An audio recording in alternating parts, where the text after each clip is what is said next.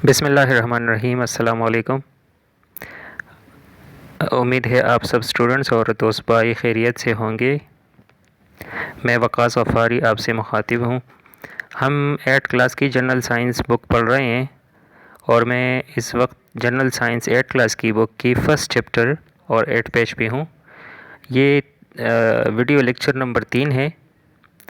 हम इससे पहले 2 लेक्चर रिकॉर्ड कर चुके हैं और सब स्टूडेंट से गुजारिश है कि अगर आपने वो लेक्चर नहीं देखे तो पहले जाके वो देख ले, फिर यहाँ पे आए, क्योंकि किताब जो होती है वो हमेशा कंटिन्यूटी में होती है। अगर आप तसलसल के साथ इन चीज़ों को नहीं पढ़ेंगे तो फिर आपको सही तरह समझ नहीं आएगी।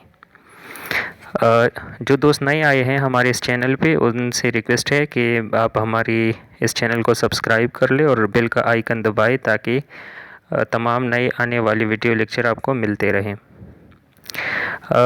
पिछले लेक्चर में हमने पढ़ा था नर्वस सिस्टम, और नर्वस सिस्टम में फिर सेंट्रल नर्वस सिस्टम पढ़ा था। सेंट्रल नर्वस सिस्टम में चूँकि 2 ऑर्गन होते हैं, ब्रेन और स्पाइनल कॉर्ड, तो उसको तफसील से पढ़ा था। इसके बाद पेरिफेरल नर्वस सिस्टम पढ़ा था और जो वॉलंटरी इनवॉलंटरी एक्शन है वो पढ़े थे, जो इंसान के इरादे और ख्वाहिश के मुताबिक होते हैं। जो काम हमारे जिस्म में हमारे इरादे से होते हैं इनको वॉलंटरी एक्शन कहते हैं। जो काम हमारे जिस्म में हमारे ख्वाहिश और इरादे के बग़ैर होते हैं इनको इनवॉलंटरी एक्शन कहते हैं। जैसे हार्ट बीट, जो हमारे दिल की धड़कन है वो हमारे इरादे में और इख्तियार में नहीं है। हम इसको अपने इरादे से बंद नहीं कर सकते। इसको अगर खुदा न खास्ता कहीं बंद हो जाए तो फिर रवाना नहीं कर सकते। ठीक है, तो ये इनवॉलंटरी की एक एग्ज़ाम्पल है। और फिर हमने पढ़ा था रिफ्लेक्स एक्शन। तो रिफ्लेक्स एक्शन असल में इनवॉलंटरी एक्शंस को ही कहते हैं। ठीक है, फिर उस पर एक एग्ज़ाम्पल पढ़ी थी और ये जो तस्वीर आपको इस स्लाइड में नज़र आ रही है इसको डिटेल से डिस्कस किया था। आज हम पढ़ेंगे एक्सक्रीटरी सिस्टम। ये हमारी यूनिट में, चूँकि मैंने कहा था कि इस चैप्टर में हम 2 सिस्टम पढ़ेंगे, एक नर्वस सिस्टम, एक एक्सक्रीटरी सिस्टम।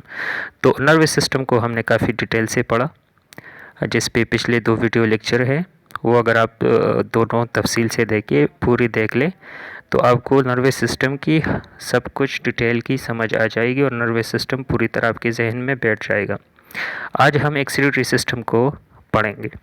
तो बग़ैर किसी वक्त ज़ाय किए हम अपने काम का आगाज़ करते हैं। एक्सक्रीटरी सिस्टम, इसको उर्दू में अमल इखराज कहते हैं। As a result of breakdown of various food items and other chemical components of the body, nitrogenous waste matter is produced।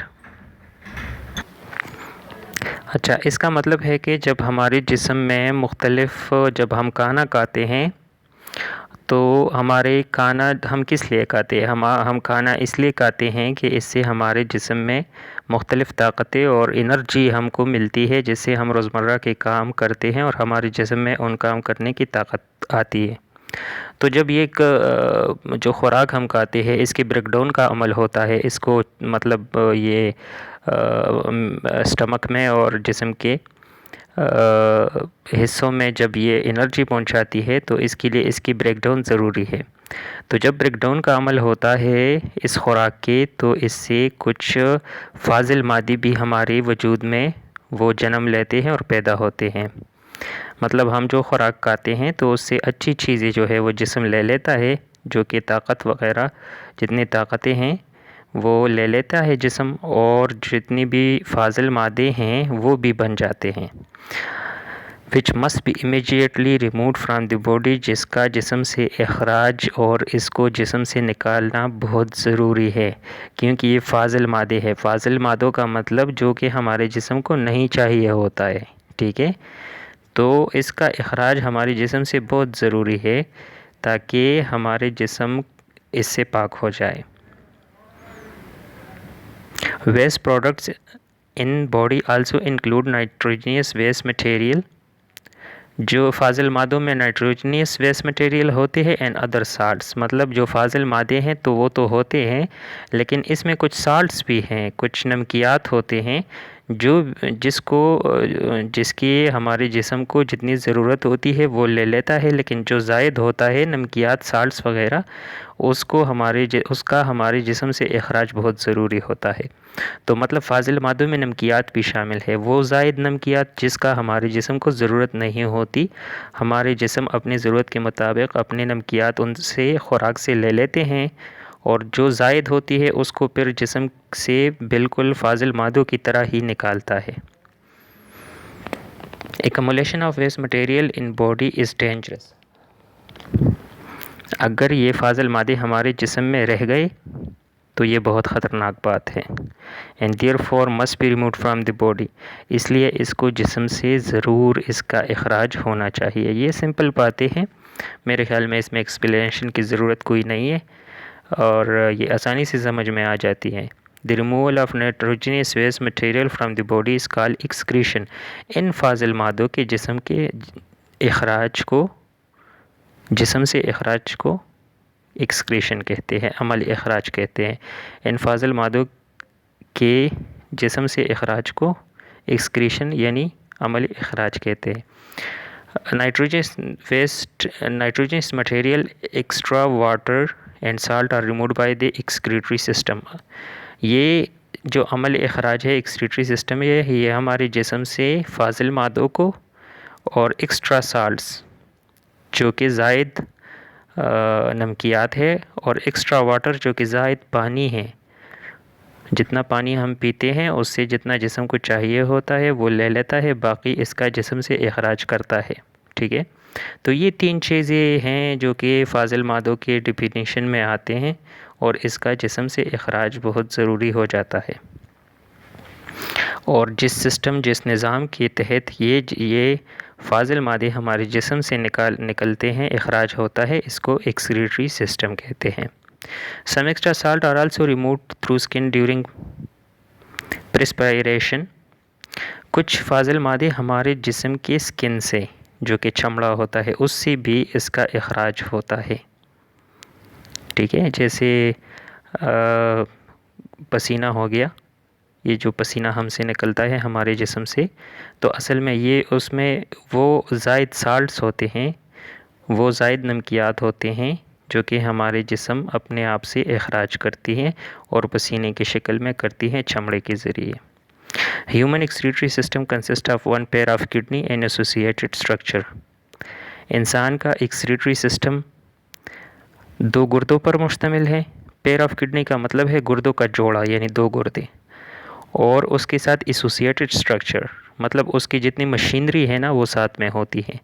गुर्दों की जो एक्स्ट्रा उसके साथ उसको चलाने के लिए जितनी भी वो स्ट्रक्चर्स हैं, मशीनरी है, वो उसके साथ होती है गुर्दे के साथ। दैट इज़ वो क्या है, वो चीज़ें क्या हैं? 2 यूरेटर्स, 2 यूरेटर है, 1 यूरिनरी ब्लैडर, एक जो है वो मसाना है जिसको हम उर्दू में मसाना कहते हैं, urinary bladder, and 1 pair of and a urethra, और यूरिथ्रा होती है। इन सारे स्ट्रक्चर्स और किडनी को हम डिटेल से पढ़ेंगे इस एक्सक्रीटरी सिस्टम में। ठीक है, तो इस पूरे पैराग्राफ का ख़ुलासा क्या हुआ कि हमारे जिस्म में जब हम खुराक करते हैं तो उसके नतीजे में कुछ फाजिल मादे बनते हैं। वो फाजिल मादे क्या क्या चीज़ें हो सकती हैं? वो एक तो खुराक के फाजिल मादे, ठीक है, दूसरा जो है वो ज़ायद पानी है, तीसरा ज़ायद नमकियात है। ठीक है, तो ये चीज़ें फाजिल मादे हैं जिसका हमारे जिस्म से इखराज ज़रूरी हो जाता है, और ये इखराज मुख्तलिफ़ शक्लों में होता है। जैसे एक तो छोटी पेशाब की सूरत में होता है, दूसरा जो है वो क्या है, मतलब हमारे चमड़े से स्किन के ज़रिए जो पसीने की शक्ल में साल्ट्स वग़ैरह है वो निकलते हैं। और कहते हैं कि ये सारा कुछ किस निज़ाम के तहत होता है? ये सारा कुछ जो है वो उसको एक्सक्रीटरी यानी अमल इखराज कहते हैं, और इस निज़ाम के तहत ये फाजिल मादे हमारे जिस्म से निकलते हैं। और ये एक्सक्रीटरी सिस्टम जो है ये इसमें क्या क्या शामिल है, हमारे जिस्म के कौन से ऑर्गन्स शामिल हैं? तो इसमें 2 किडनीज़ हैं यानी 2 गुर्दे, और इसके साथ 2 यूरेटर्स हैं, और एक यूरिनरी ब्लैडर है, और एक यूरिथ्रा है। ठीक है। तो ये चीज़ें हम इस यूनिट में, इस टॉपिक में डिटेल से पढ़ेंगे और ये एक्सक्रीटरी सिस्टम के मेन हम बॉडी पार्ट्स हैं जो इसमें एक्सक्रीटरी सिस्टम में इस्तेमाल होती हैं। अब हम इन सारी चीज़ों को डिटेल से पढ़ेंगे। मैं पेज नंबर 9 पर आ चुका हूँ और सबसे पहले किडनी से शुरू करते हैं। तो किडनी एंड एसोसिएटेड स्ट्रक्चर, मतलब किडनी और इसके साथ जो कि स्ट्रक्चर जो बाकी इसके साथ लगे हुए जिस्म के हिस्से हैं, ऑर्गन्स हैं। तो किडनी को सबसे पहले पढ़ते हैं और इसको आपने बहुत ध्यान से देखना है क्योंकि किडनी की जो अंदर की प्रोसीजर्स है ना वो थोड़े कम्प्लेक्स है, पेचीदा है। तो मैं इंशाल्लाह कोशिश करूँगा कि आपको सिंपल अल्फाज में बताऊँ, लेकिन आपने गौर से सुनना है, ठीक है, ताकि हम इस पूरे सिस्टम को समझ सकें। Human body has two dark brown bean-shaped kidneys in the abdominal region, one on either side of the vertebral column. इंसान के जिस्म में दो डार्क ब्राउन कलर के और लोबिया के जो बीच होते हैं ना, लोबिया जो होता है, तो लोबिया जैसी शक्ल वाली दो गुर्दे हमारे जिस्म में होते हैं। और कहाँ पे होते हैं? रीढ़ की हड्डी के एक तरफ लेफ़्ट साइड पे और एक राइट साइड पे होती है, ठीक है। वर्टेब्रल कॉलम असल में रीढ़ की हड्डी को कहते हैं। तो मतलब रीढ़ की हड्डी के लेफ़्ट और राइट पे हमारे जिस्म में दो गुर्दे लगे हुए हैं और वो उसकी शक्ल जो है वो लोबिया जैसी है, लोबिया, और उसका रंग जो है वो डार्क ब्राउन है, ठीक है। क्लियर है यहाँ तक? The right kidney is a little lower than the left kidney. जो दाया गुर्दा है वो लेफ्ट किडनी मतलब बाएं गुर्दे से थोड़ा सा नीचे है, मतलब ये बिल्कुल एक जैसे नहीं है। ये जो दायां गुर्दा थोड़ा सा नीचे लगा हुआ है, बायां गुर्दा थोड़ा सा ऊपर आता है, ठीक है। आप अगर इसको देख ले तो बिल्कुल एक सीध में नहीं, ये नहीं है। जो दायां गुर्दा है वो थोड़ा नीचे है बाएं से। The outer surface of kidney is convex while the inner surface is concave. जो इसका आउटर सरफेस है जिससे हम बाहर इसको देखते हैं वो कन्वेक्स है। कन्वेक्स वो होता है जो कि बीच में उभरा हुआ होता है और इसके जो एजेस हैं वो चिपटे हुए होते हैं, तो उसको कन्वेक्स शक्ल कहते हैं। जैसे आपको गुर्दे को देखो बाहर से, इस तरह की शक्ल को कन्वेक्स कहते हैं। और अंदर की तरफ ये कनकेव होता है। कनकेव का मतलब है जिसके बीच में जो इसकी पेट है ना, जो इसकी मैं क्या बताऊं आपको, जो मिडल वाला एरिया है वो इसका चिपटा होता है और इसकी जो एजेस है ना वो जो है वो पहले होते हैं। मतलब मैं अगर आपको थोड़ा सा शक्ल यहाँ पे शक्ल से आप सही समझ जाओगे। कन्वेक्स जो है वो इस शक्ल को कहते हैं, ठीक है। अब देखिए इसकी जो ये सेंटर वाला एरिया है ना, तो ये क्या है? ये वाला एरिया ये उभरा हुआ है और जो एजेस है ना ये वाला और ये वाला, तो ये छोटे हैं, मतलब नोकदार है और मतलब चिपटे हुए हैं, सही है। अब ये हो गए कन्वेक्स। तो बाहर से गुर्दा ऐसा है। अब अंदर से मैं आपको बताऊं कि कनकेव क्या है, ठीक है। तो कनकेव ऐसे शक्ल को कहते हैं,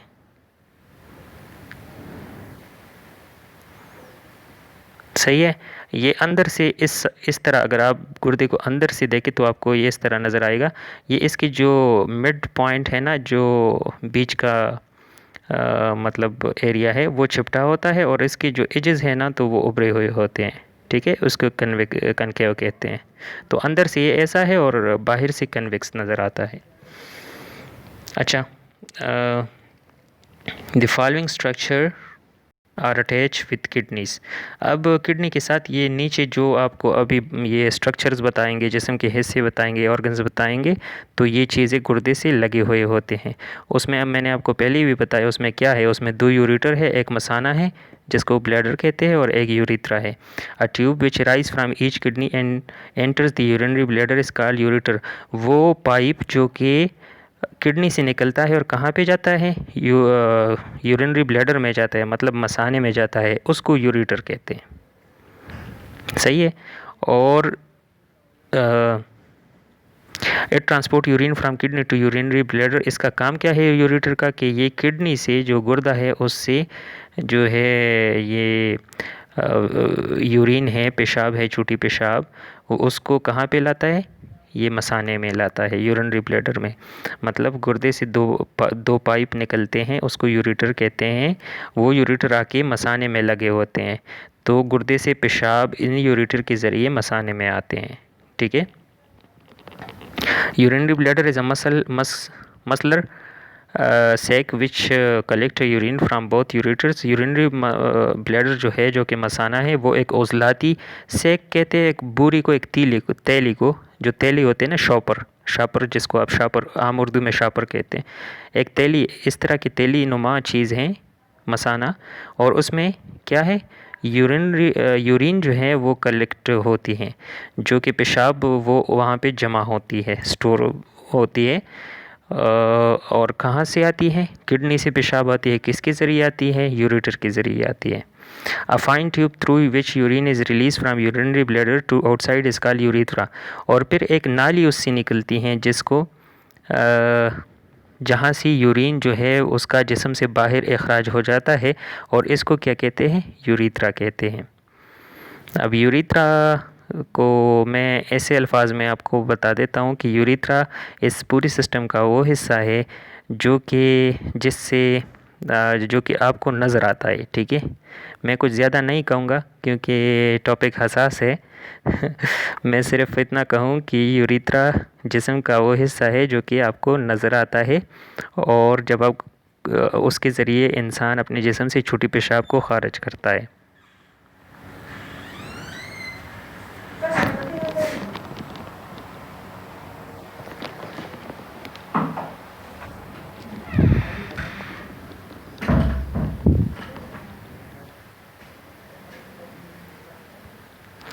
अच्छा, अब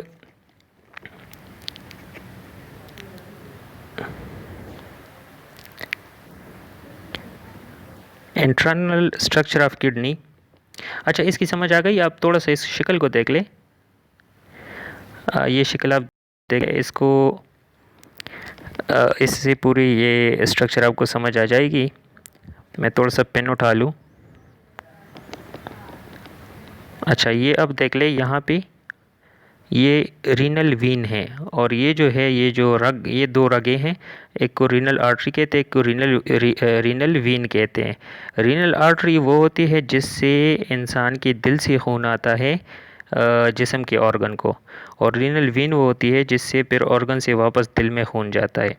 तो आर्टरी से खून इस रेड कलर की वीन, ये रेड कलर का जो रग है ना, ये इसमें खून आती है गुर्दों को। आप करते हैं कि एक सेकंड मैं इसको हटा दूं। यहाँ से खून आती है इस साइड पे, और यहाँ तक गुर्दे में खून आती है। ठीक है। और ये रेड कलर का रग जो है, इसको रीनल आर्टरी कहते हैं। ये खून लाने वाली रग है, इससे खून गुर्दे में आती है, और फिर यहाँ से गुर्दे में प्रोसेस हो जाती है, यहाँ पे खून साफ़ हो जाती है। अब देखो, मैं सिंपल अल्फाज में आपको कह दूँ, गुर्दे का मतलब क्या है, मकसद क्या है, काम क्या है। गुर्दे का काम है खून को साफ़ करना, यानी खून से जितनी भी फाजिल मादे जो खून में शामिल है उसको फ़िल्टर करना, और उसको फ़िल्टर करके छोटी पेशाब के ज़रिए अपने जो इंसान का जिस्म है उससे निकालना। ठीक है। तो इस गुर्दे में सारा वो खून जो है वो प्रोसेस हो जाता है। प्रोसेस होने के बाद वो खून जिससे गंदगी फ़िल्टर हो जाती है, ये गुर्दा इसको फ़िल्टर कर लेता है गंदगी, तो उसको इस यूरेटर के ज़रिए, जो ये पाइप है, इसको मसाने में ला देता है यहाँ पे। ठीक है। और इसी तरह ये गुर्दा भी, अगर आप देख लें, यहाँ पे मैं जिस जगह से ये सर्कल लगा रहा हूँ ना, आप थोड़ा सा आप यहाँ देख गए, यहाँ पे एक रेड डॉट है। ये रेड डॉट असल में ये रेड वाला रग है जो इस साइड पे भी आया है। ये सिर्फ ये नहीं कि ये सिर्फ एक गुर्दे को आया है, ये दोनों गुर्दों को ये रेड वाले रग आए हैं, इससे खून आता है गुर्दों में। ठीक है। और फिर मतलब यहाँ से अगर मैं इसको हटाऊँ, यहाँ से इस दूसरे गुर्दे में इस साइड से आएगा। ठीक है। यहाँ पे प्रोसेस होगा, फिर इस यूरेटर के ज़रिए इस मसाने में आएगा, और यहाँ पे जमा होगा। इस तरफ से भी आएगा और यहाँ पे जमा होगा।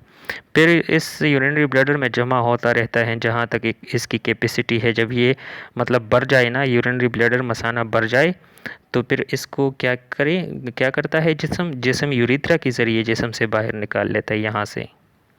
सही है। तो ये यूरिथ्रा है। एक सेकेंड, ये जो है ना ये यूरिथ्रा है, ठीक है। अब तो मेरे ख्याल में समझ आ गई होगी आपको। तो इस यूरिथ्रा को के ज़रिए वो जिस्म से पेशाब का जो है वो इखराज हो जाता है।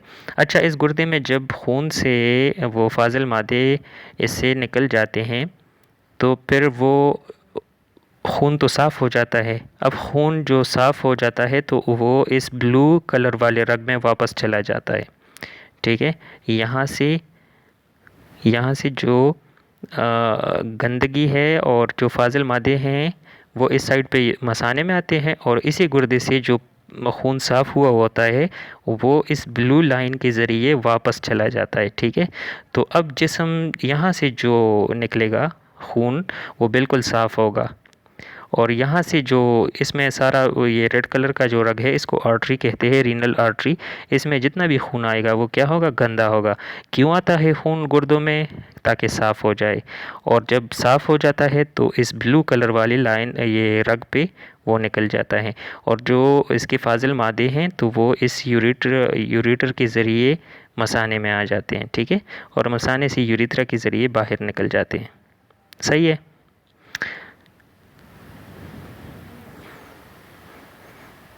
तो सिंपल अल्फाज में मैं आपको अगर सारा प्रोसेस समझाऊं तो गुर्दे का काम क्या है, खून को साफ़ करना, खून से फाजिल मादों को अलग करना, ठीक है।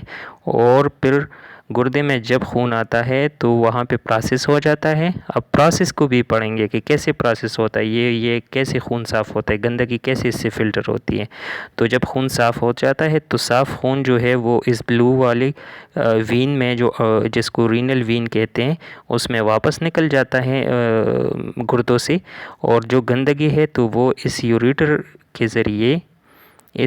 के ज़रिए मसाने में आ जाता है, ठीक है। तो असल में ये एक तरह से तमाम जिस्म के खून की फ़िल्ट्रेशन करता है। ये आपके जिस्म की फ़िल्ट्रेशन प्लांट है। अब फ़र्ज़ करें किसी बंदे के वो गुर्दे खुदा न खास्ता फ़ेल हो जाए, फेलोर ऑफ रीनल फेलोर उसको हो जाए, गुर्दे मतलब एक देखो गुर्दों की बहुत पेचीदगियाँ होती है, इसमें बहुत सारे मतलब आपको ख़राबियाँ आ सकती हैं, लेकिन सारी ख़राबियाँ जानलेवा नहीं है। लेकिन जब रीनल फेलेवर हो जाता है, जैसे हार्ट फेलेवर होता है, इस तरह जब गुर्दे अपना वो फेल हो जाती है, फेल का मतलब है कि फ़ंक्शन छोड़ देते हैं, फ़िल्ट्रेशन फिर नहीं करते। तो यहाँ से जब खून आता है, फिर रीनल फेलेवर में जब यहाँ से खून आता है गुर्दों में, तो गुर्दे तो फ़िल्टर नहीं करते इसको, मतलब खून से फाजिल मादों को अलग ही नहीं करते, तो यहाँ से वापस निकल जाता है। लेकिन रीनल फेलेवर की सूरत में इस ब्लू कलर वाली रग से जब ये वापस निकलेगा तो वो खून साफ़ नहीं होगा, क्योंकि उसने गंदगी तो हटाई ही नहीं इस गुर्दे में। उसने गंदगी जो जिसके लिए फ़िल्ट्रेशन के लिए खून आया था, चूँकि गुर्दा काम नहीं कर रहा है तो इस वजह से वो गंदगी खून में ही रह गई और वो वापस जाके मेन सर्कुलेटरी सिस्टम में चली गई, शामिल हो गई। तो इस तरह इंसान की फिर जब रीनल फेलेवर हो जाता है तो इंसान के जिस्म के खून से गंदगी जो है वो फ़िल्टर नहीं होती, और जब गंदगी इसके खून से नहीं निकलती, गुर्दे फ़िल्ट्रेशन नहीं करते, तो सारा उसके जिस्म में फिरने वाला सारा खून क्या होता है, वो गंदगी से भरा होता है। तो इंसान इसको एक ज़्यादा से ज़्यादा, अब अल्लाह की मर्ज़ी है, लेकिन इसको ज़्यादा वक्त तक बर्दाश्त नहीं कर सकता, क्योंकि उसकी जिस्म में खून की जगह, अगर मैं आपको सिंपल अल्फाज में कहूँ तो उसके जिस्म में खून की जगह पेशाब फिर रहा होता है, क्योंकि पेशाब गुर्दे जब सही काम करते हैं तो पेशाब इससे हटा देते हैं खून से, और जब गुर्दे काम ही नहीं करती, वो तो फ़ेल हो चुके हैं, तो फिर खून में पेशाब ही वो सारे जिस्म में फिर रहा होता है। तो फिर इंसान का जिस्म उसको ज़्यादा देर बर्दाश्त नहीं कर सकता, उसकी जिस्म का हर हिस्सा जो है वो गंदगी से भर जाता है, वहाँ पे इन्फेक्शन हो जाती है और वो पूरा जिस्म उसका वो गंदगी से भरा होता है, जिसकी वजह से फिर इंसान को, फिर इसके दो तरीके हैं और वो आगे डिटेल से आएगा कि फिर इसको कैसे हैंडल करना है, लेकिन ये फिर काफ़ी जानलेवा साबित हो जाता है। तो इसके अलावा दूसरे जो गुर्दे की छोटी छोटी पेचीदगियाँ वो तो होते रहते हैं और वो वक्त के साथ रिज़ॉल्व होते हैं, जैसे गुर्दे की पथरी हो गई, गुर्दे में के ज़ख़म हो गए, वो सारे तो वो आएंगे अभी टॉपिक में इंशाल्लाह। चलो आगे चलते हैं। इस हवाले से अगर आपका कोई क्वेश्चन हो तो आप नीचे कमेंट्स में भी लिख सकते हैं। मैंने तो कोशिश की, जितना मेरे जहन में आया तो वो मैंने एक्सप्लेन कर दिया। अब इंटरनल स्ट्रक्चर ऑफ किडनी तक पे आते हैं कि किडनी अंदर से कैसे हैं। देखो ये जो इस शक्ल में है ना, अब देखो हम आहिस्ता आहिस्ता इस टॉपिक में बीच में उतरेंगे, ठीक है, इसको डिटेल से पढ़ेंगे। तो अब ये सारा पहले तो हमने इस पूरे जो इसकी पिक्चर है ना, पूरा जो सिस्टम है उसको एक सरसरी निगाह से पूरा एक्सप्लेन कर दिया, ठीक है। अब इसके बाद क्या करेंगे, इसके बाद अभी हमारा टॉपिक जो है वो हम इस गुर्दे को लेके ना इसको डिटेल से पढ़ेंगे कि इसमें आखिर क्या क्या चीज़ें हैं, ये कैसे खून से गंदगी को फ़िल्टर करता है। तो अब हम गुर्दे पे तफसील से बात करेंगे, ठीक है। अब ये जो मैंने सर्कल किया, ये इस गुर्दे को हम तफसील से अंदर से जानेंगे कि इसमें अंदर कैसी मशीनरी लगी हुई है जो ये सारा काम करता है।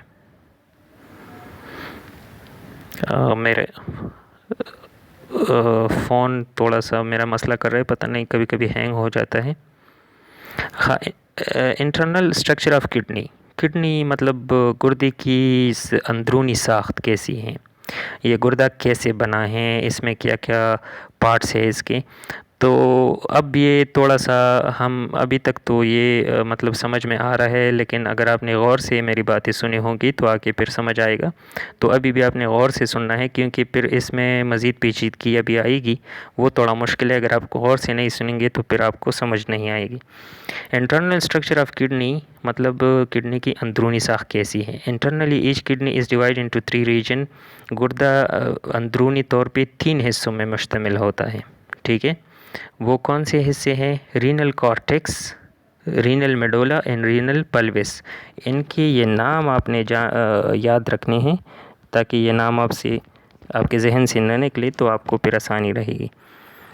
Renal cortex is the outer most region. Renal cortex जो है वो सबसे बैरूनी सतह है। ये वाला आप देख लो, ये रीनल कॉर्टेक्स लिखा हुआ है, और ये लाइन, ये ब्लैक लाइन जहाँ पे जाके लगती है ना, ये सारा इलाका क्या है, ये रीनल कॉर्टेक्स है। यहाँ से लेके यहाँ तक ये सारा इलाका ये रीनल कॉर्टेक्स है। अब जो है renal medulla is the middle region which is divided into conical masses. Renal medulla जो है वो इसकी अंदरूनी हिस्सा है, ये वाला जो हिस्सा है ये रीनल मेडोला है, ठीक है। इसके नाम याद रखने हैं आपने। तो ये क्या है, ये रीनल मेडोला है। और 3 नंबर जो हैं वो है renal medulla is the middle region which is divided into conical masses called renal pyramids। और ये जो conical masses इसमें लगे हुए हैं ना, ये वाला, ये जो सर्कल से हैं, इसको क्या कहते हैं, रीनल पिरामिड कहते हैं। और renal pelvis is the inner area of where urine is drain, ठीक है। तो रीनल पल्विस अब यहाँ पे आता है। तो रीनल पल्विस ये वाली जगह है, ये जो बिल्कुल अंदरूनी सतह है, ये वाली जगह क्या है, ये रीनल पल्विस है। और यहाँ इस तमाम गुर्दे से यूरिन आके यहाँ पे मतलब यहाँ गुर्दे से ये जो आपको रेड कलर के रगे नज़र आ रहे हैं, ये असल में ट्यूब्स हैं। इसके ज़रिए यूरिन सब यहाँ पे जमा हो के, ठीक है, यहाँ पे यूरिन जमा हो के गुर्दे से ये सारा फिल्ट्रेशन कहाँ पे होता है, मैं आपको बताऊँ। ये सारा फिल्ट्रेशन ये बहुत अहम हिस्सा है, ये रीनल मेडोला जो होता है, ये वाला जगह, ये वाला एरिया नहीं है, ये बहुत ज़्यादा अहम है। सारा फिल्ट्रेशन, ये सारा मामला यहाँ पे होता है, ठीक है। फिर यहाँ से आप देखो, ये रेड कलर की रगे आई हुई हैं। इसी यूरिन जब यहाँ पे फिल्ट्रेशन हो जाता है, जो मैंने इन सर्कल की, और फिर यूरिन इन रगों के ज़रिए यहाँ पे जमा हो जाता है, जिसको रीनल पल्विस कहते हैं। तो इस रीनल पल्विस में आ जाता है। अच्छा, इसमें एक और चीज़, रीनल पिरामिड्स, तो ये कॉनिकल जो मासेस है ना, ये कॉनिकल मासेस, ये इसको रीनल पिरामिड्स कहते हैं, ठीक है। और ये सारा जो प्रोसेस होता है फिल्ट्रेशन का, तो वो एक्चुअल इन जगहों में होता है, सही है। तो मैं थोड़ा सा अब इस टॉपिक की समरी आपको बताऊं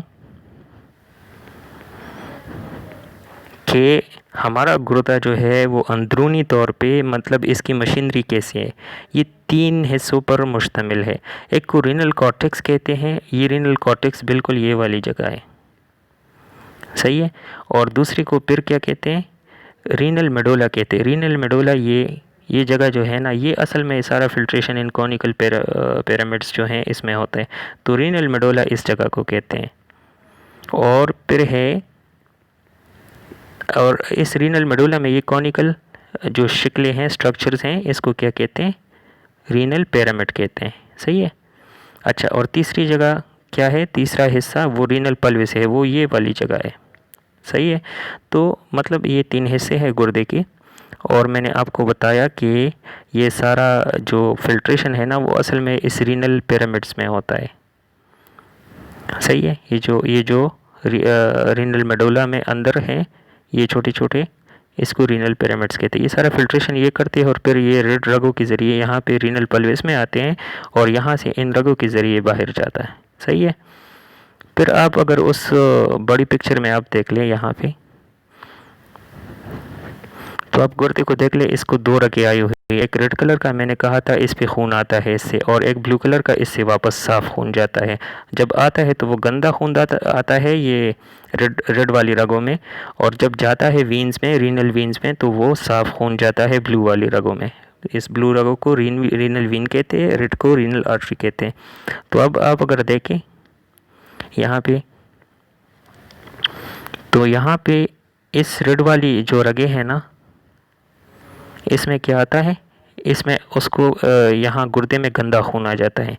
जब गंदा खून आ जाता है तो इन जगहों में ये फ़िल्टर हो जाता है। ये जो रीनल पिरामिड्स हैं, इसमें फ़िल्ट्रेशन का वो सारा सिस्टम हो जाता है। यहाँ पे साफ़ खून अलग हो जाता है और जो गंदगी है वो अलग हो जाती है। ठीक है। और फिर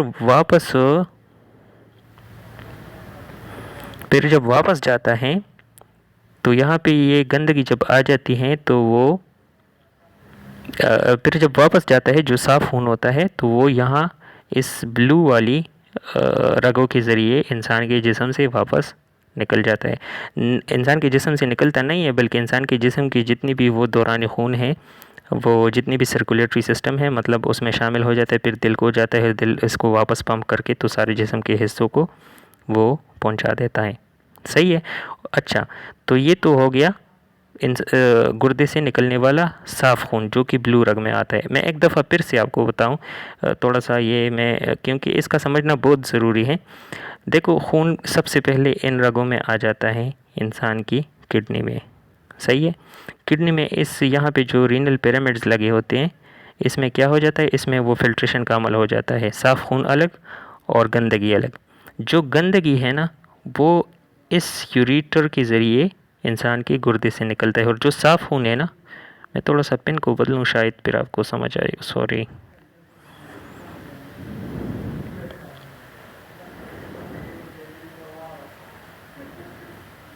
अच्छा, तो ये जो साफ़ खून है ना, वो इससे निकल जाता है। सही है। इंसान के जिस्म से गंदा खून साफ़ होने के लिए इंसान के गुर्दे में इन रेड कलर के रग में आ जाता है। यहाँ पे जो ये रीनल पिरामिड है, इसमें फ़िल्ट्रेशन हो जाती है, और जो गंदा खून होता है वो इन रेड रगों के ज़रिए वापस गुर्दे से निकल के, गंदा खून नहीं, गंदगी, जितने फाजिल मादे होते हैं वो निकल के इस यूरेटर में आ जाता है। और जो कि साफ़ खून होता है जिसने वापस जाना है, तो वो कहाँ पे, वो इस रग के ज़रिए, ब्लू कलर की रग जो है, इससे वापस निकल के तो इंसान की वापस जिस्म की सर्कुलेटरी सिस्टम में वो शामिल हो जाता है। तो ओवरऑल पिक्चर ये हुआ कि यहाँ से गंदा खून आता है, इसमें गुर्दे में प्रोसेस हो जाता है, गंदगी यहाँ पे आ जाती है, और साफ़ खून यहाँ से निकल के वापस चला जाता है। तो अगर ओवरऑल आप देखें तो गुर्दा इस तरह खून की फ़िल्ट्रेशन कर देता है। अच्छा, फिर नीचे जो है वो, अब देखो, मैं आहिस्ता आहिस्ता अगर आप देख ले तो हम डिटेल्स में नीचे जा रहे हैं। आप पहले ओवरऑल पिक्चर हमने एक्सप्लेन की, फिर अब गुर्दे को हमने अंदर से जाना कि कैसा है, इसकी मशीनरी कैसी है। अब ये वाला जो जगह है ना, जिसको हम रीनल मेडुला कहते हैं, ये वाला, इस वाली जगह को कहते हैं रीनल मेडुला। अब इसको हम डिटेल से पढ़ेंगे कि इसके अंदर क्या मशीनरी है। देखो, हम आहिस्ते आहिस्ते डिटेल्स में जा रहे हैं ताकि हम अच्छी तरह बीच से इसको समझ सकें। तो फिर इसमें मैंने कहा था कि काम की जगह ये है जिसमें असल में फिर फिल्ट्रेशन होता है, जिसको क्या कहते हैं? रीनल पिरामिड्स कहते हैं इसको। ठीक है। तो अब इस रीनल पिरामिड को हम क्या करेंगे, डिटेल से पढ़ेंगे कि इसके अंदर कौन सी ऐसी मशीनरी है जो कि ये फ़िल्ट्रेशन करती है। अब आप देखिए रीनल इसके लिए इसके अंदर वो कौन सी चीज़ें हैं। तो अब नेप्रॉन आप देख ले, इसको समझ लें। Nephron are the functional unit of the kidney. Nephron जो है वो असल में किडनी की फंक्शनल यूनिट है, मतलब सारा काम जो है वो नेप्रॉन करता है। जैसे नर्वस सिस्टम में सारा काम फंक्शनल यूनिट क्या था, उसमें न्यूरॉन थे ना। अगर न्यूरॉन ना होता तो नर्वस सिस्टम ही ना होता, क्योंकि सारा नर्वस सिस्टम न्यूरॉन से बना है। तो इस तरह ये सारा फ़िल्ट्रेशन का प्रोसेस जो है वो नेप्रॉन के ज़रिए इनकम्प्लीट है। वो सारा कुछ फ़िल्ट्रेशन जो है वो नेप्रॉन के ज़रिए होता है। और नेप्रॉन है क्या चीज़, तो they are tubules where urine is form. ये वो जगह हैं, वो ट्यूब्यूल्स हैं जहाँ पे असल में ये पेशाब बनती हैं, छोटी पेशाब। There are over 1 million nephron in each kidney. एक गुर्दे में तकरीबन 1 मिलियन तक नेप्रॉन होते हैं। और ये कहाँ पे होते हैं, ये सारा जो जहाँ पे ये फ़िल्ट्रेशन होती है, जो जगह मैंने मेंशन की है वहाँ पे होते हैं। Each nephron has 2 parts. हर नेप्रॉन के 2 हिस्से होते हैं। एक को रीनल कार्पसल कहते हैं एंड दूसरे को रीनल ट्यूब्यूल कहते हैं। तो इसको आपने ज़रूर ये इसके नाम याद रखने हैं कि नेप्रॉन के 2 पार्ट्स होते हैं। इसको रीनल कार्पसल कहते हैं और रीनल ट्यूब्यूल कहते हैं। और असल जो फ़िल्ट्रेशन का काम करता है वो असल में इस गुर्दे के अंदर नेप्रॉन नामी स्ट्रक्चर की वजह से होता है, ठीक है। और नेप्रॉन जो है वो असल में गुर्दे का एक्चुअल और सही मानों में इसकी फंक्शनल यूनिट है। सारा काम नेप्रॉन करता है, ठीक है। और इसके 2 हिस्से हैं, एक को रीनल कार्पसल कहते हैं और दूसरे को रीनल ट्यूब्यूल कहते हैं। अब देखिए रीनल कार्पसल को यहाँ पे डिटेल से हम यहाँ पे ये डिटेल से पढ़ लेते हैं। और या पहले हम इस शक्ल पे बात कर लेते हैं, इसके बाद फिर डिटेल पढ़ेंगे तो फिर समझ आएगा। अच्छा, अब आप इस शक्ल को देख लें। इसमें ये नेप्रॉन है, ठीक है, ये जो रेड कलर का है, सही है। हमने कहा कि गुर्दे में सबसे काम की चीज़ जिसके ज़रिए सारा फंक्शन होता है उसको नेप्रॉन कहते हैं, ठीक है। अब नेप्रॉन में नीचे उतरते हैं कि इसमें फिर कौन सी मशीनरी है, ऐसा कौन सा काम होता है इसमें जो कि फ़िल्ट्रेशन करता है। अगर आप थोड़ा सा इस एरो को आप देख ले तो देखो ये कहाँ से गया है। ये वही रीनल मेडोला से गया है। और रीनल मेडोला में फिर जो छोटे कॉनिकल शिकल है ना, जिसको रीनल पिरामिड्स हम कहते थे, तो वहाँ से ये गया है। ये नेप्रॉन यहाँ पे बड़े होते हैं इस रीनल कॉनिकल शिकल में। और ये जो रीनल पिरामिड्स है इसमें बड़े होते हैं नेप्रॉन। और कितने होते हैं, मिलियंस की तादाद में होते हैं, ठीक है। तो उन मिलियन की तादाद में से एक नेप्रॉन को हमने उठाया और यहाँ पे ये डिटेल से हम इसके बीच में अब देखते हैं कि इसमें ऐसी कौन सी मशीनरी है जिसके ज़रिए ये फ़िल्ट्रेशन होता है। अब समझ आ रही है। तो हम रीनल पिरामिड जो नेप्रॉन्स होते हैं ना, अब इसको डिटेल से हम पढ़ते हैं। अच्छा, अब देखिए ये नेप्रॉन में अगर आप देख लें यहाँ पे इस जगह में, तो इसमें 2 चीज़ें हैं। एक को ग्लैमरियोल्स कहते हैं, ठीक है। उनकी आप वो लाइन देखिए, ये कहाँ पे, ये जो बिल्कुल रेड आपको नज़र आ रहा है ये ग्लैमरियोल्स है। और एक को बोमिन कैप्सूल कहते हैं। ये बोमिन कैप्सूल आप देखिए इस रेड कलर की जो सर्कल है इसकी गिर्द एक और सर्कल है, ठीक है ना, इसको बोमिन कैप्सूल कहते हैं। तो ये 2 चीज़ें नेप्रॉन में जो रीनल कार्पसल है उसमें ये 2 चीज़ें शामिल हैं। अब देखिए यहाँ से जब निकलता है, अगर मैं इसको थोड़ा बड़ा करूँ,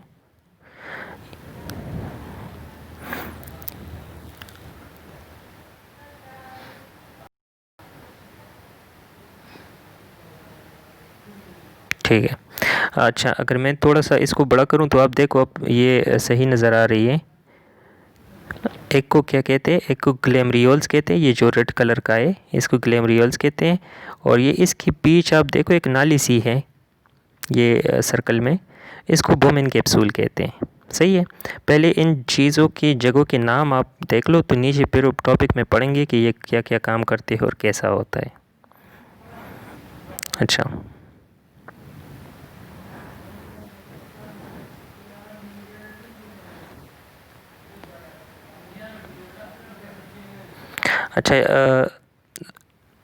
सॉरी, मैंने कहा कि ये नेप्रॉन है, हालांकि ऐसा नहीं है। ये सारा स्ट्रक्चर जो है वो नेफ्रॉन है, सही है। और ये कहाँ पे, जहाँ से ये एरो आया है जिसको रीनल पिरामिड्स कहते हैं, ये सारा मशीनरी यहाँ पे होती है। अब जैसे हमने कहा कि नेफ्रॉन के दो हिस्से हैं, वो नीचे आएंगे टॉपिक में। मैंने थोड़ा सा स्टॉप करके वो टॉपिक दोबारा रीड किया। तो एक रीनल कार्पसल है और दूसरा रीनल ट्यूब्यूल है, सही है। तो अब रीनल कार्पसल जो है ना, ये वाली जगह, ये रीनल कार्पसल है। इसकी दो चीज़ें हैं, ग्लैमरियोल्स और बोमेन कैप्सूल। ग्लैमरियोल्स जो हैं वो ये रेड कलर के हैं, और रीनल बोमेन कैप्सूल जो है वो इस ग्लैमरियोल्स की इर्द गिर्द आप देखो एक नाली सी है, इसको बोमेन कैप्सूल कहते हैं। ये हो गया रीनल कार्पसल, ठीक है। अब इसके बाद दूसरा जो है वो है रीनल ट्यूब्यूल। तो अगर आप देख लें, रीनल ट्यूब्यूल इस जगह से मतलब ये जगह निकाल के ये सारे जो पाइप का निज़ाम है ना, जितने ये पाइप्स हैं, ये सारी जगह ये क्या है, ये रीनल ट्यूब्यूल है। और इसको रीनल ट्यूब्यूल इसीलिए कहते हैं कि ये इसमें ज़्यादातर ट्यूब्स है, ठीक है, वो नालियाँ हैं, ये नाली है, तो ये ज़्यादातर ट्यूब्स पे मुश्तमिल है, इस वजह से इसको रीनल ट्यूब्यूल कहते हैं। तो इसको आप, इसकी जगह को आप थोड़ा सा रीनल ट्यूब्यूल में फिर आप देख लें। तो इसमें क्या है, एक है रीनल प्रॉक्सिमल ट्यूब्यूल, ये प्रॉक्सिमल ट्यूब्यूल, ये वाला प्रॉक्सिमल ट्यूब्यूल। अच्छा, इसके बाद आप ये इस लाइन पे आ जाए, यहाँ पे लूपा वेनल है, और फिर इस पाइप में आ जाए, ये डिस्टल ट्यूब्यूल इसको यहाँ पे कहते हैं, और फिर जब यहाँ पे आ जाते हैं तो इसको कलेक्टिंग डक्ट कहते हैं, सही है। ये पूरी मशीनरी है, और ये असल में पाइप की मुख्तलिफ ये अगर देखिए आपको ऐसा लगेगा कि ये सारा एक जैसा पाइप है, लेकिन इसके मुख्तलिफ नाम इसलिए है कि आप देखो कहाँ पे पाइप छोटा है, कहाँ पे बड़ा है, कहाँ पे यू शेप है, कहाँ पे क्वाइल्ड के शेप में है। मतलब इसकी स्ट्रक्चर के लिहाज से इसको अलग अलग नाम दिए हैं, और इसके स्ट्रक्चर के लिहाज से इसके काम भी अलग अलग होते हैं। ये सारा जो खून है तो वो इन पाइप में से गुज़र के जब यहाँ पे पहुँच जाता है, यहाँ पे पहुँचता है ना, तो यहाँ पे ये मतलब फ़िल्टर हो चुका होता है। वो सारा फ़िल्ट्रेशन कहाँ पे हो जाता है, इस पूरी जगह में नेफ्रॉन में हो जाता है, सही है। और नेफ्रॉन कहाँ पे है, वो इस रीनल पिरामिड में है। और रीनल पिरामिड कहाँ पे है, तो रीनल पिरामिड कहाँ पे है, तो वो इस रीनल मेडोला में है, सही है। और रीनल मेडोला किडनी का एक हिस्सा है, जो कि मिड मतलब दरमियान वाला हिस्सा है। किडनी के 3 हिस्से थे ना, तो इसमें दरमियान वाला रीनल मेडोला था। अच्छा, अब जाते हैं टॉपिक को पढ़ते हैं। नेफ्रॉन के 2 हिस्से हैं, जैसे हमने पिछले पेज पे कहा, और वो 2 हिस्से के एक है renal corpuscle. It is the first part of nephron. ये नेफ्रॉन की सबसे पहली पार्ट है। It consist of 2 structure. इसमें 2 स्ट्रक्चर होते हैं, कौन से वाले, ग्लैमरियोल्स जो रेड कलर वाला था ऊपर शक्ल में, और बोमेन कैप्सूल जो कि उसकी बीज इर्द गिर्द जो है वो एक नाली थी, उसको बोमेन कैप्सूल कहते हैं। Glomerulus is a tuft of blood capillaries form by the division and sub division of small arteries and veins. Glomeruli जो हैं इसमें ये छोटे छोटे रगों से बना है। वो जो मैंने आपको किडनी का जो बड़ा वाला पिक्चर था उसमें आपने देखा था ना, रेड कलर में गंदा खून आता था।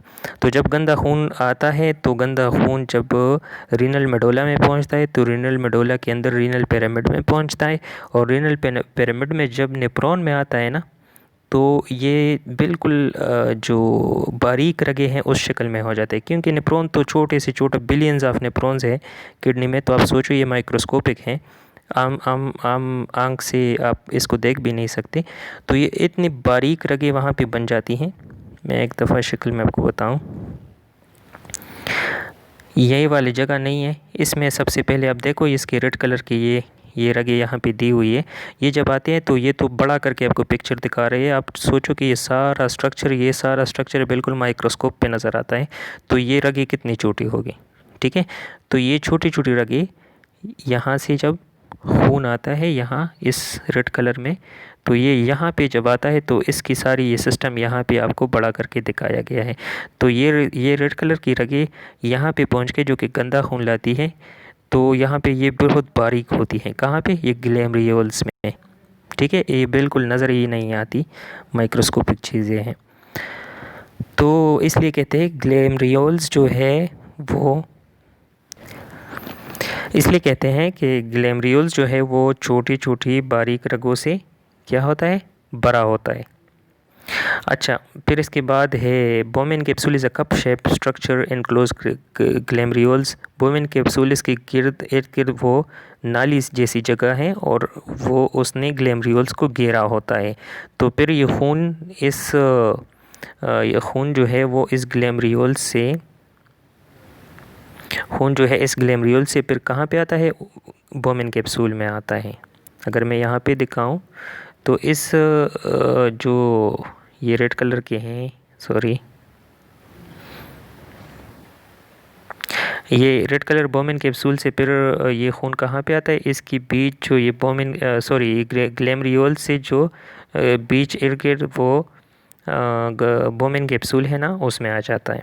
ठीक है, अब यहाँ तक हम पहुँच गए। अब इस ट्यूब के ज़रिए ये आएगा। तो मैंने कहा था रीनल कार्पसल में दो चीज़ें हैं, ग्लेमरियोल्स और बोमेन कैप्सूल है। तो वो तो हो गए। अब रीनल ट्यूब्यूल पे आते हैं। This part of nephron start from Bowman capsule. ये बोमेन कैप्सूल से शुरू होता है। अब देखो यहाँ से शुरू होता है ना, यहाँ से शुरू होता है। तो बोमेन कैप्सूल के बाद ये क्या, रीनल ट्यूब्यूल्स शुरू हो गए। सही है, और ये अब ऊपर जाएगा। The first coiled part of renal tubule is called proximal tubule. सबसे पहले जो कॉइल्ड ट्यूब्यूल है इसको प्रोक्सिमल ट्यूब्यूल कहते हैं। आप देखें यहाँ पे ये प्रोक्सिमल ट्यूब्यूल, ये आप देखें कॉइल्ड शक्ल का है। सही है, तो इसको क्या कहते हैं, इसको प्रोक्सिमल ट्यूब्यूल कहते हैं। ये सिर्फ पाइप्स के नाम अब यहाँ पे आपको बताएंगे, आपने सिर्फ जहन में इसके नाम रखने हैं। फिर आप देखिए the next part is U shaped and is called loop of Henle. ये दूसरे वाला जो इसके बाद पाइप है वो यू शेप है और लूप ऑफ हेनल इसको कहते हैं। सही है, ये आप देख लें यहाँ पे ये यू शक्ल की है और इसको क्या कहते हैं, लूप ऑफ हेनल कहते हैं। इसके बाद The last part of the renal tubule is again coiled and is called distal tubule। जो आखिरी हिस्सा है उसको वो फिर से कॉइल्ड शक्ल का है और क्या है, डिस्टल ट्यूब्यूल इसको कहते हैं। ये यहाँ वाला, सॉरी ये वाला क्या है, ये इसको डिस्टल ट्यूब्यूल कहते हैं। ये यहाँ पे लिखा हुआ है। सही है, और फिर इसके बाद क्या है, the distal tubule of many nephrons open in collecting duct. ये इसके बाद जो यहाँ पे ये आ जाता है, तो यहाँ पे तो कलेक्टिंग डक्ट मतलब ये एक रग यहाँ पे कलेक्टिंग डक्ट बना होता है और ये जब इन सारे पाइप से हो के यहाँ पे पहुँचता है तो ये फ़िल्टर हो चुका होता है। सही है, तो कलेक्टिंग डक्ट में पहुँच जाता है। Many collecting duct joins and drain into renal pelvis. बहुत से सारे कलेक्टिंग डक्ट जो है वो क्या हो जाते हैं, वो इकट्ठे हो जाते हैं। उसमें जो यूरिन आ रही होती है तो वो क्या है, मतलब इस तरह की एक और नेफ्रॉन अगर ले और इसका कलेक्टिंग डक्ट यहाँ पे आ जाए, ठीक है, फिर एक और नेफ्रॉन ले इसका कलेक्टिंग डक्ट यहाँ पे आ जाए, फिर एक और नेफ्रॉन ले इसका कलेक्टिंग डक्ट यहाँ पे आ जाए, ये सारे मिल के ना तो कहाँ पे चला जाता है। मैंने कहा था ना तीसरा हिस्सा क्या था किडनी का, वो था रीनल पल्विस, यहाँ पे पहुँच जाता है। और यहाँ से अब कहाँ जाएगा, रीनल पल्विस में जब पहुंच जाता है तो ये बहुत सारे डक्ट्स के, बहुत सारे नेफ्रॉन्स की वो पेशाब होती है जो एक्सट्रैक्ट हो जाती है वहाँ से। अब ये इस जगह से ही यहाँ पे यूरेटर में आएगा। सही है, और यूरेटर के बाद फिर यहाँ पे मसाने में आएगा। सही है, and drain into the renal pelvis. तो ये तकरीबन टॉपिक कवर हो चुका है। अगर मैं थोड़ी सी समरी आपको बताऊं, क्योंकि थोड़ा सा पेचीदा है। इस शक्ल में हमने पूरे पिक्चर को मतलब एक बड़े सरसरी निगाह से सब सिस्टम को देखा। रेड कलर की लाइंस में ये सारे गुर्दे में गंदा खून आते हैं, इसमें भी आता है, वो यहाँ पे फ़िल्टर हो जाता है, गंदगी अलग हो जाती है, साफ़ खून अलग हो जाता है। तो फिर क्या हो जाता है, जो गंदगी होती है वो इस यूरेटर के ज़रिए यहाँ पे ब्लैडर में आ जाता है और जो साफ़ खून होता है वो इस ब्लू कलर के रगों से वापस चल के मेन सर्कुलेटरी सिस्टम जो जिस्म के खून का निज़ाम है उसमें शामिल हो जाता है। सही है, ये पूरा एक ये वाला जो है हमने पूरी सिस्टम को पढ़ा। फिर इसको इससे ये गुर्दा लेके ना इसको डिटेल से पढ़ा कि इसमें क्या क्या है। तो इसके 3 हिस्से थे, एक रीनल कॉर्टेक्स, एक रीनल मेडुला और एक रीनल पल्विस। रीनल कॉर्टेक्स ये ऊपर वाला हिस्सा है, रीनल मेडुला इस बीच वाला हिस्सा है, रीनल पल्विस इस बिल्कुल अंदरूनी बिल्कुल आखिरी हिस्सा है जहाँ से फिर ये यहाँ पे यूरेटर में आता है और इसके बाद यूरिनरी ब्लैडर और फिर यूरिथ्रा के ज़रिए जिस्म से निकल जाता है। फिर हमने कहा कि नेफ्रॉन फंक्शनल यूनिट है जो कि असल में ये सारा फिल्ट्रेशन करता है और इस रीनल मेडुला में ये बिलियंस की तादाद में होते हैं। ठीक है, अब इसमें क्या हुआ, मज़ीद हम डिटेल में हम चले गए और यहाँ इस गुर्दे के ये जो रीनल पिरामिड हैं इस जगह उठा के इसको मज़ीद डिटेल से माइक्रोस्कोप से देख के हमने समझा। और जब माइक्रोस्कोप से देख के हमने इसको समझा तो हमें ये मशीनरी नज़र आई। ठीक है, तो ये मशीनरी में हमें क्या क्या चीज़ें नज़र आई, इसमें मतलब यहाँ से नेफ्रॉन उठा के इसको माइक्रोस्कोप पे देखा तो ये सब नज़र आया। अब नेफ्रॉन के 2 हिस्से, एक को क्या कहते हैं, एक को कहते हैं रीनल क्या कहते हैं रीनल कार्पसल, और ये इसके अलावा जितनी भी ये पाइप्स हैं ना इसको कहते हैं रीनल ट्यूब्यूल। ये 2 हिस्से हैं नेफ्रॉन के। और फिर हमने कहा कि ग्लेमरियोल्स में खून की छोटी रगों के ज़रिए ये खून जो है वो क्या यहाँ पे ग्लेमरियोल्स में पहुँच जाता है। फिर ग्लेमरियोल से बोमेन कैप्सूल में आता है, फिर बोमेन कैप्सूल से फिर यहाँ से पाइप शुरू हो जाती है तो प्रॉक्सिमल ट्यूब्यूल में आता है, फिर प्रॉक्सिमल ट्यूब्यूल से लूप ऑफ फिनल टेस्टल ट्यूब्यूल में आता है और फिर वहाँ से कलेक्टिंग डक्ट में आ जाता है। ये नेफ्रॉन की पूरी प्रोसेस हो गई। फिर दूसरे नेफ्रॉन में भी इस तरह प्रोसेस हो जाता है, फिर तीसरे चौथे फिर बहुत सारे नेफ्रॉन की कलेक्टिंग डक्ट से जो पेशाब आ जाती है यहाँ पे, क्योंकि यहाँ पे जब पहुँचता है तो वो फ़िल्टर हो चुकी होती है, तो वो सारा पेशाब मिल के ना तो कहाँ जाता है, वो सारा पेशाब मिल के यहाँ पे आ जाता है। ठीक है, जिसको रीनल पल्विस कहते हैं और इसके ज़रिए फिर यूरेटर के ज़रिए मसाने में आते हैं और मसाने से यूरेथ्रा के ज़रिए जिस्म से निकल जाते हैं। सही है। अच्छा, अब फंक्शन ऑफ किडनी, ये वही बातें हैं जो हमने की सिंपल उर्दू में। अब ये यहाँ पे थोड़ा डिटेल से आपको बताएंगे। फंक्शन करते हैं तो blood carries nitrogenous waste material from the body to kidney. Blood जो है खून वो बॉडी से वेस्ट मटेरियल सारा इकट्ठा करके तो किडनी में चले जाते हैं। ब्लड क्यों किस लिए जाते हैं, ताकि वहाँ पे साफ़ हो सके। इनसाइड द किडनी, गुर्दे के अंदर blood containing nitrogenous waste reach the ग्लेमरियोल्स।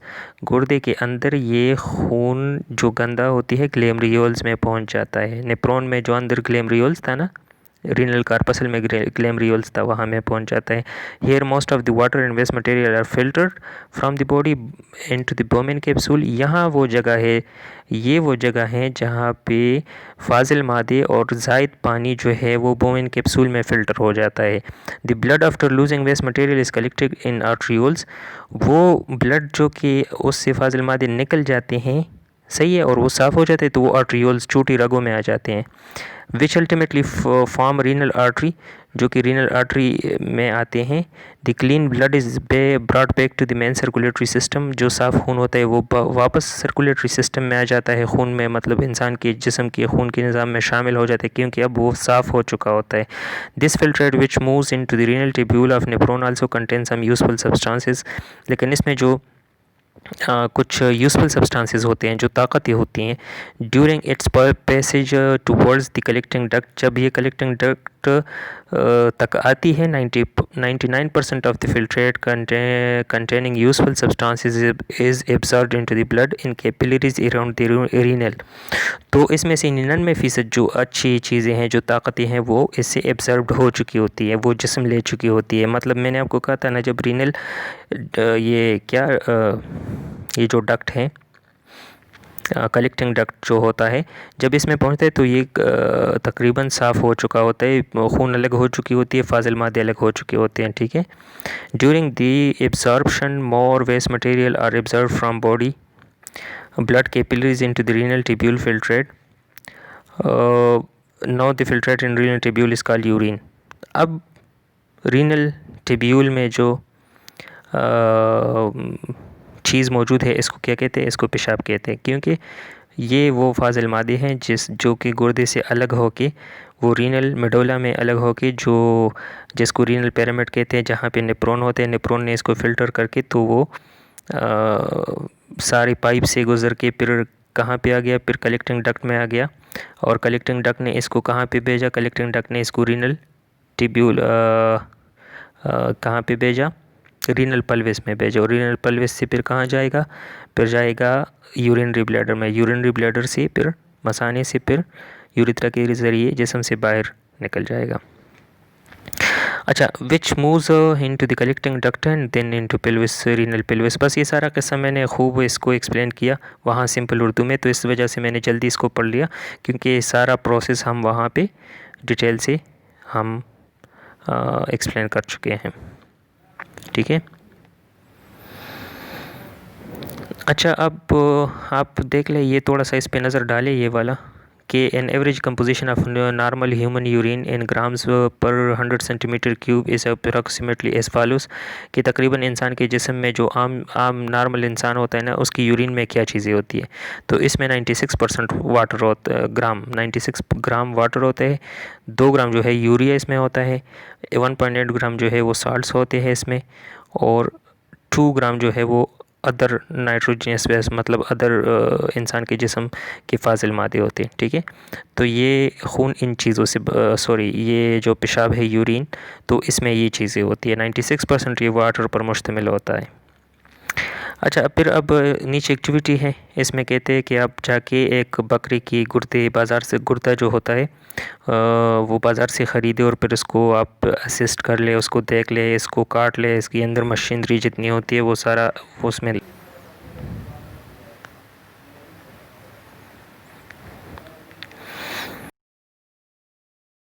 जो है वो है माल फंक्शनिंग ऑफ किडनीज़,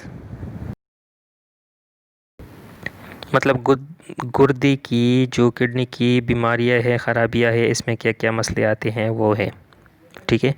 मैं देखता हूँ अगर ये टॉपिक्स ज़्यादा रह गए हैं तो इसको दूसरी वीडियो में फिर कर लेते हैं।